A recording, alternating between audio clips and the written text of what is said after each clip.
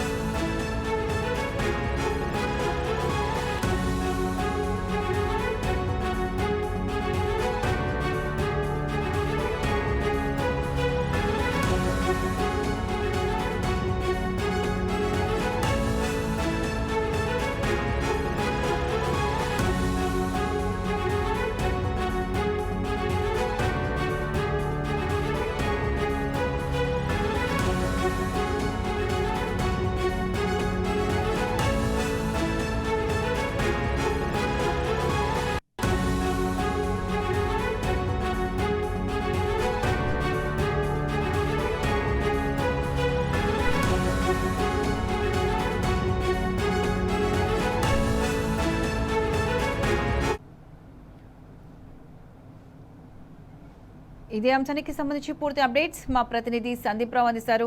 సందీప్ రావు, చెప్పండి. హైకోర్టు ఆదేశాల నేపథ్యంలో ఐఏఎస్ సందీప్ కుమార్ సుల్తానియాపై న్యాయస్థానం నేరుగా విచారణకు హాజరయ్యారు. దీనికి సంబంధించి అప్డేట్స్ ఏంటి?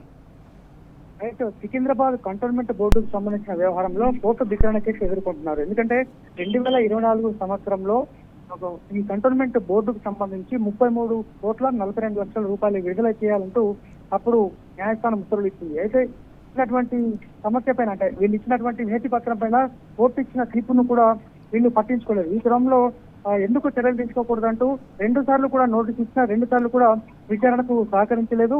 కోర్టు కూడా రిప్లై ఇవ్వలేదు సందీప్ కుమార్ సుల్తానియా ఐఏఎస్. ఈ క్రమంలో మొన్న సీరియస్ గా వార్నింగ్ ఇచ్చింది.